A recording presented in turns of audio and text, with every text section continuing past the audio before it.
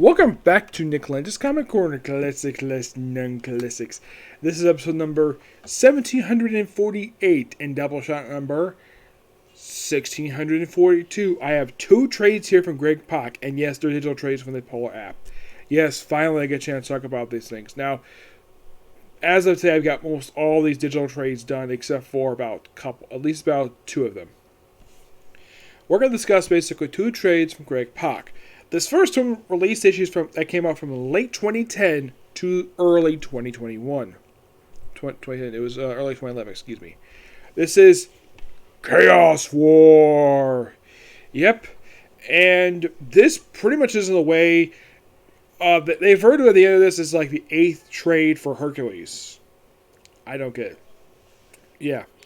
Now, Chaos War. It is by far one of 3 miniseries crossovers I had left to cover. So, I figured though, once I had time to get a chance to, once I basically got a chance to check stuff out, this was one of the first things I checked out. Yep. And now here's the thing. This is a crossover that, to my knowledge, nobody discusses this damn thing. As a matter of fact, from people I've seen, they don't really talk about this one at all because it wasn't a crossover they were interested in looking at. Now here's the thing. This was the second ever crossover that Greg Pak worked on. Yes, the second one. The last one was World War Hulk. That was the last one that came out 2 years prior to this. 2 years. Yes. Actually, it was more like about 3 years, actually. Yeah. Now, you might be thinking, have I discussed anything for this crossover before? The answer is yes, I have.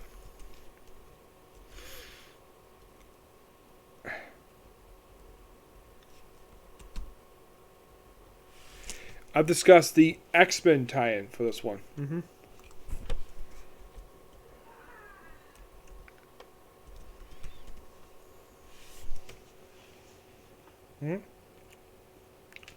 Yep, I have discussed the X-Men trade, which collected Chaos War X-Men 1 through 2, Chaos War Alpha Flight, and Chaos War King, Chaos King, and Chaos War God Squad. I'm also discussing in the next Comic Corner Chaos War Incredible Hulks, which means I have one Chaos War trade left at that point. Chaos War Avengers. Yeah, this is the main miniseries, released from December 2010 to March 2021. You're thinking, an event that ended 1 year but started a good chunk of the very next year? You are thinking, doesn't sound very familiar for people. King in Black did the same exact thing a decade later. No, seriously. Like, 10 years later, the same exact thing happened. Where you have, at the very end of 1 year, you have the start of a story. Though Sarah says October, it probably came out, October 2010. I think that's when the first issue came out. This issue was like October, but yeah, it came out the same period of time that Shadowland was coming out. Oh yeah, definitely. Yes.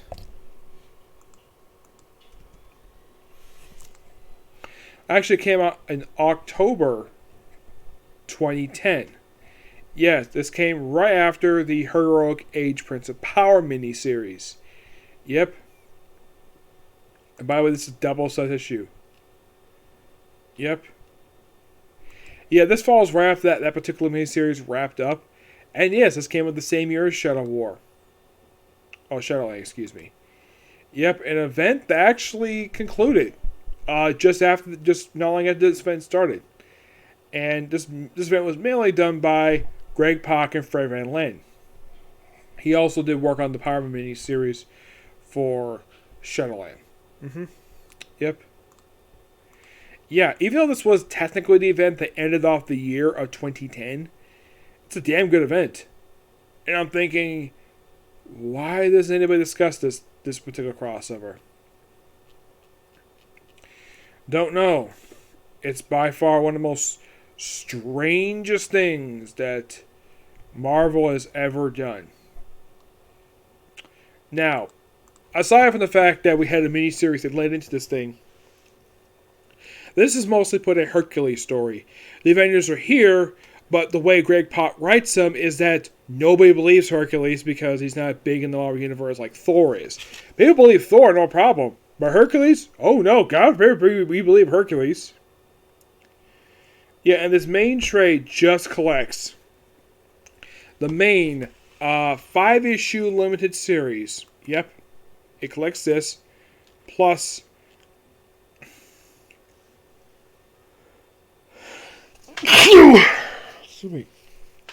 Chaos War Saga, and I Was a Legend, Untold Story of Hercules in Exile.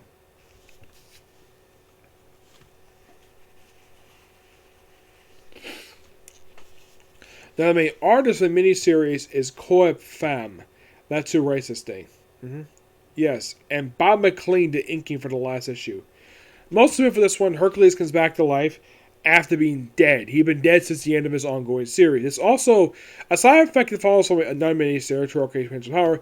This also follows from Hercules' perspective, just as events of his ongoing series, Incredible Hercules, which ended issue 100 and I believe it was 29, if I'm not mistaken.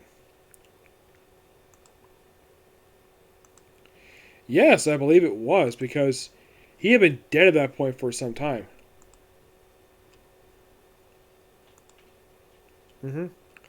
Yeah, he had been dead, and Amadeus Cho, one of his closest friends,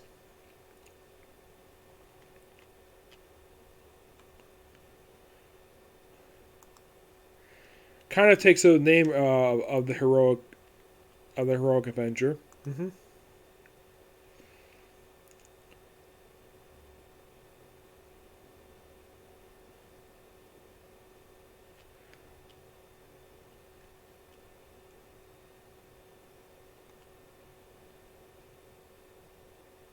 It was issue 141. That's when he apparently died. Yep. That's when they decided to have him die, per se. Though the aftermath of that was told in a 2-issue miniseries released that very same year, Hercules Fallen Avenger. And by the way, Hercules was not dead very long. He was dead maybe a few months at best, until he showed up in issue 3 for Heroic Age, Prince of Power. Yeah, it's like, okay, so he dies in February, and he comes back in issue 3 of Heroic Age, Prince of Power. That's when he finally makes a return. Of course, like I said, he had not been dead for very long. Oh no, he was not dead very long at all. Actually, it was issue 3 he came back. Was it 3? No, I think it was 4. Yeah, so issue 4, which was released just 2 months prior to the events of this story. And that's when Hercules came back to life. Well, when he returned from being dead, per se. Yes. Now, if you're curious, though, when did this character... Now, the main villain of the story, the Chaos King, he first appeared in Thor Blood Oath number 6. That was his very first appearance. Yep, in the final issue of Thor Blood Oath, which came back in 2005. That was the first time he actually physically appeared in the comics.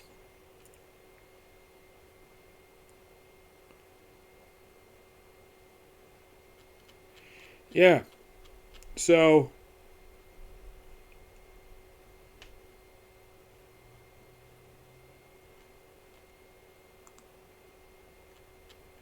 throughout, now you could say his first chronological appearance was actually in Ares number 2. Yes. Released the following year. That probably could be that could have been his first official appearance, per se. Yep.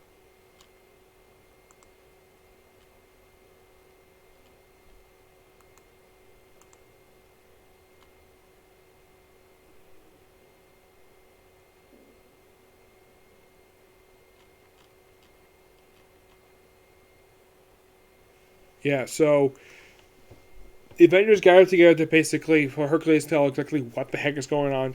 So the Chaos King first goes to Nightmare's realm and kills Nightmare.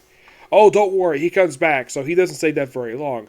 And then he decides to go to Hela's realm, and then Hela, of course he does it off screen, Hela goes to visit Pluto, aka Hades, and he's like, Hela, what are you doing in my realm? And she's like, are you here to attack me? He's like, no, I'm not here to attack you. I'm here to warn you about a freaking invasion by the Chaos King. And you could say this is like, oh, all the dead superheroes come back to life. I'll get some more of that in a minute. Yeah. And that's a lot of what happened in the opening issue. By the way, you have Hercules coming back and basically looking like this. Yeah, wearing the not exactly the Jack Kirby inspired look per se. It's a slightly different look. Spider-Man's here. He doesn't do a lot in this miniseries. Amadeus Cho comes in like, oh. Excuse me. And the thing with Hercules is, a lot of the time he's usually treated as being crazy. No, seriously, they treat him like he's crazy. Because it's Hercules. And then after wearing that outfit, he goes to space, and he finally puts back in the Jack Kirby outfit. By a bunch of monsters. Then he finally explains what the heck is going on here. By the way, we have appearance by Mogog. Yeah, an old Thor villain. Yeah, and then pretty much issue 2, aside from, well, detailing what happened with Avengers, we also have the reformation of the God Squad, a group of godlike individuals that Hercules first assembled back during the Secret Invasion storyline. Yeah, not since, like, Secret Invasion, that's when they basically fought the slave gods, which, by the way, Chaos King basically deals with them. Now, here are your members, basically, for the group. You have Amadeus Cho and Hercules from the group, along with Thor, Venus, Circe, Galactus, yes, Galactus, the Devourer of Worlds, and Norn Rand, aka the Silver Surfer. Yep. By the way, here's the other members of the group that basically were part of the original incarnation of the group from the Secret Invasion time for Hercules. We had Antum, Demiurge, basically have the God Eater, Snowbird from Alpha Flight, Ajax, and the guy who's pretty much the Chaos King. Yeah, so the fight against a 4-member of theirs basically goes freaking nuts.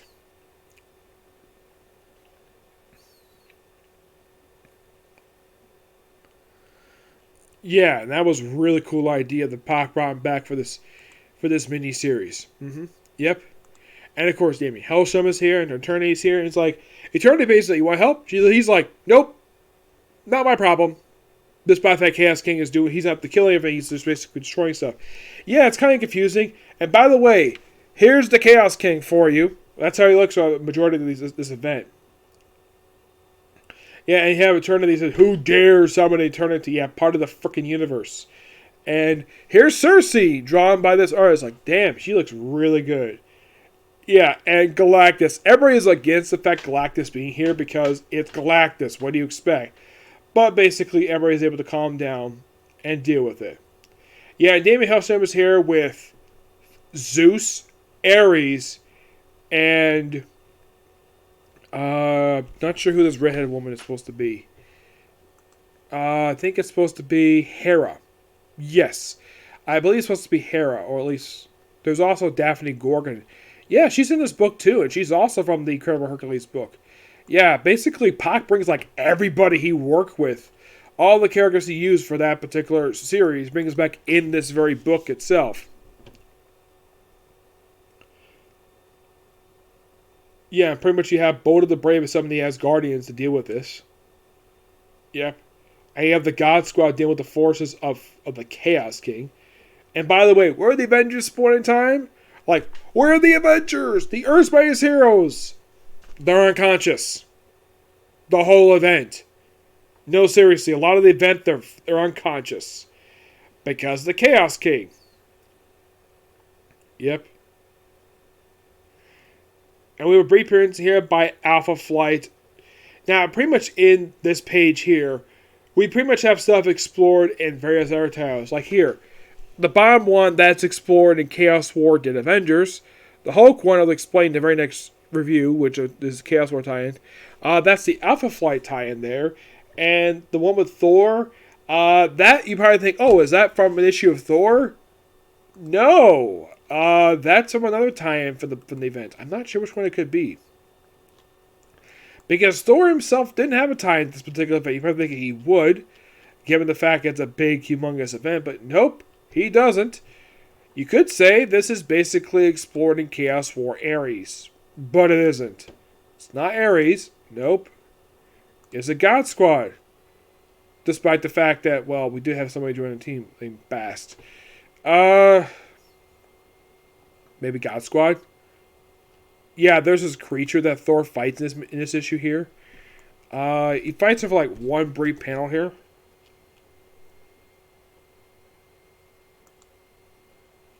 No, it's not that one.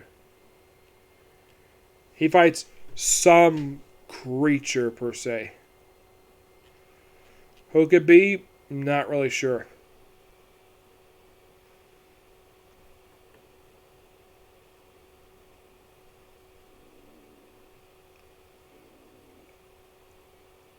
Oh, Chaos War Thor number 2. I kind of forgot there was one for Thor. Yeah, I kind of forgot there was one for Thor too. So, yeah. Interesting though, Thor didn't have his main book deal with it. Oh no, God forbid we actually have issues of Thor. A guy who's main player in this story and yet not told in this book. Nope, though this issue does kill off Athena, the goddess of wisdom. For some reason, they kill her off in this story. Don't know why. You might think, does she come back? Yes, she does.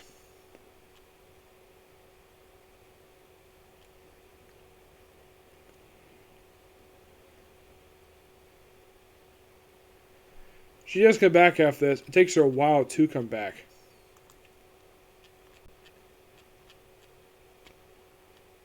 Yeah, she comes back in the following issue, and then she appears in other stuff. Yep. So, we only just have Hercules deal with like stuff with his own sister. Yes, Athena's a sister. And have the Chaos King trying to consume the Earth.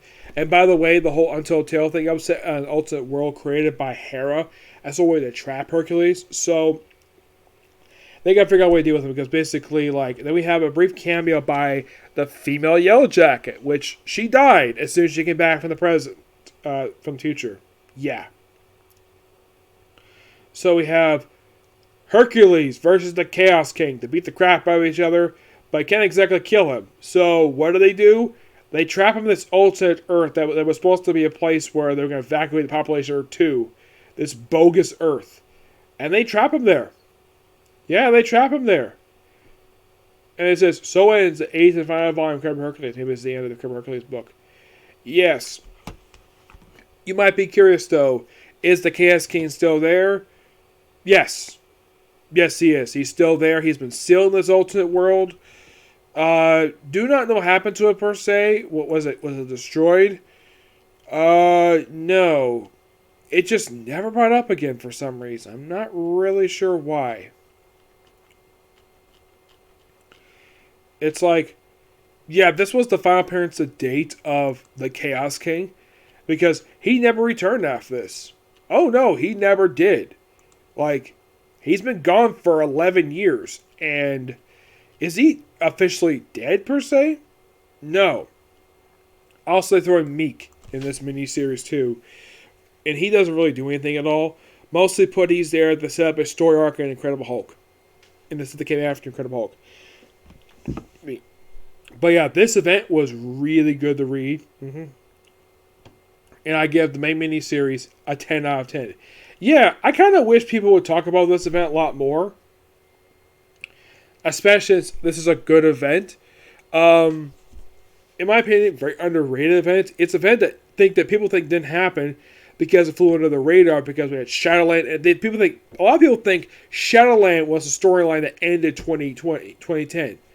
No, it was actually this event that did lead into 2020. Like, people forget this event even happened. Alright, moving on to a different book. Now, I tried to order this book from the library. For some reason, no one gave this to me. This is the first trade to collect issues from War Machine. This is Ironheart. And this is another book done by Greg Pak. Yes, this book collects the first 5 out of 12 issues for the second volume of War Machine. Also, here's a little fun fact for you. You're probably thinking, was this the first time that War Machine ever had an ongoing series? Nope. He last had one back in the 90s. Yep. Lasted for a good 2 years. Yeah, it ended in 1996, the final issue did.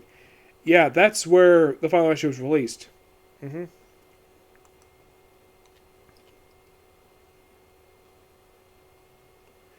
Yeah. And that final issue was done by Dan Abnett. Yeah, the original writer for that series was, I think it was Len Kameski. It was Len Kameski and Scott Benson. Yes. Now, this book started in 2009. Yes, January 2009. And when it ended at the end of the very year. Yeah, it lasted for a good 12 months. Now, here's the interesting thing about this book. Most of this book is a tie-in to Dark Reign, with the exception of issues 6 through 9. Yep. Now, throughout this particular, like, inside the first 5 issues per se. Now, yes, Greg Pak does the writing for this thing. We also have appearance here by Bethany Cade from the Iron Man book. There's also a joke in here about, well, looking for, of all people, Iron Man, which of course they were, in fact, let's just say, like, he was on the run at this point because of the events of Secret Invasion. Yeah, they declared him fugitive, so basically, we have the Dark Reign going on here. Now, Bethany Cade herself was only in these opening issues. She didn't really appear in the book very much at all. No, not really. Yes. Now, Bethany Cade herself was in this series for pretty much the entire run. Yeah, she was a regular supporting character along with the character Cyber, who joined in issue 2.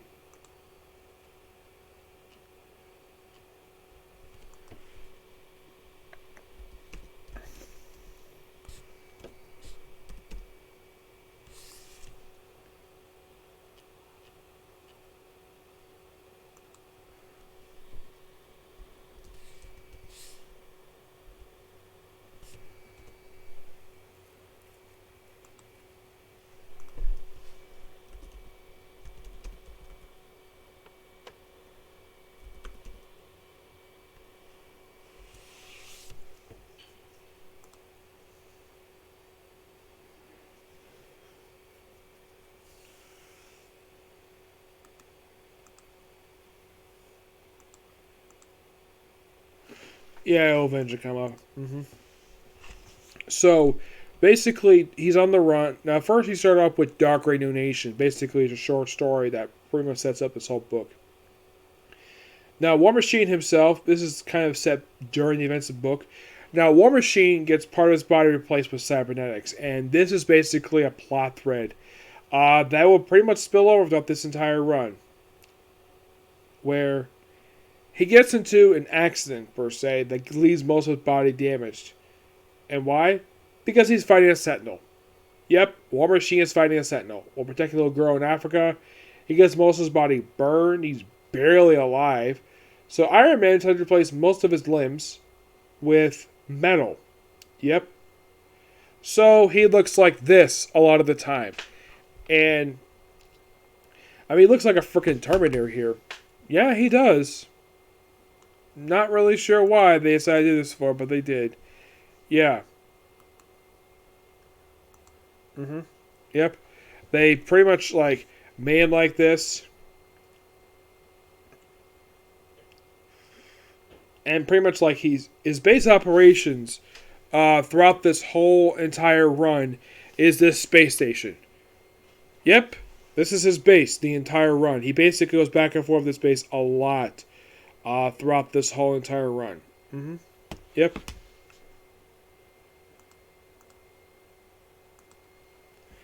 Yeah. So, Norman Osborn, apparently, and this was revealed at the end of issue 1, that he has a cloned body of James Rhodes all ready to go. And this is something that would occasionally pop up the whole book because James Rose himself basically.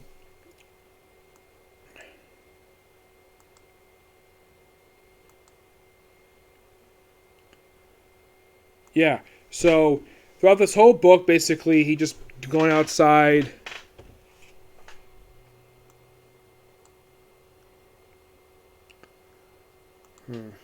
Anyways, so throughout this like whole book, basically, he just going around the world and fighting other people's wars while no one else was running the country in the U.S. Yeah, and also this happens to him.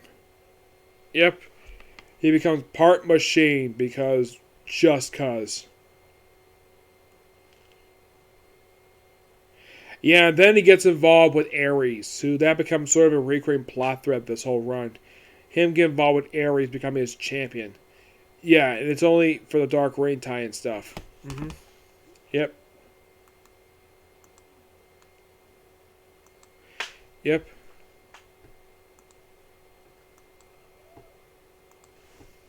Yeah, so pretty much he ends up sort of fighting Ares. Ares declares him as champion. Yep.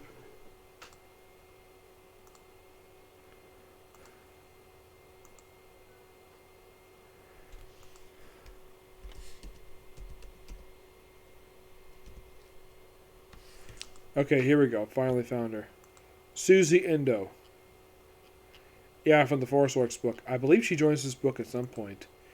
Yeah, I was waiting for my wife to link back up. Let's see. Okay, yeah, she joins issue 4. That's when she firstly joins. And she's here for pretty much the whole run. Mm-hmm. Yep.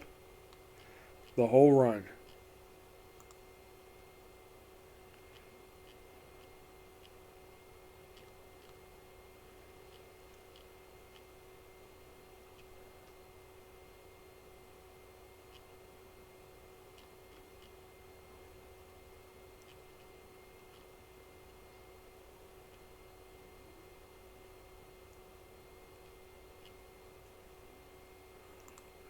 Yeah. So, basically, of Ares, we're not really working with, well, Rhodey throughout these issues. And then pretty much with the conclusion of the story arc, basically, we just have Rhodey basically stop wearing his armor for a few issues. And just him basically walk around butt naked, covered in just metal. Yeah, he does this at the end of issue 5 for reasons. And we also have Rhodey reunited with his old child. We have his old childhood friend who makes out with him, and who, by the way, was married at this point, though she later got divorced.